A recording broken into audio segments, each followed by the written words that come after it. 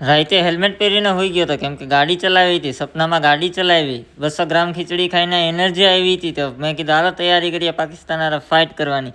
પાકિસ્તાન હારે ફાઇટ કરવાની તૈયારી તો કરી, તડકો લાગી ગયો. તડકો લાગ્યો તો પછી મેં કીધું નાહવું પડશે કેમ કે 10 વર્ષ થઈ ગયા હતા મેં નાહ્યું નહોતું. તો આજે તો મેં નાહી જ લીધું 10 વર્ષ પછી ફાઇનલી. તો ટ્રાય કરી ટ્રાન્ઝેક્શનની. ઓપા આ તો શું થયું?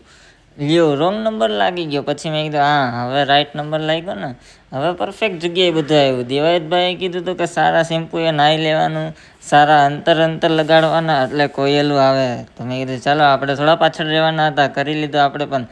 કાલુભાઈને સવારમાં દઈ દીધા હેડફોન, તો કાલુભાઈ તો થઈ ગયા હતા ખુશ.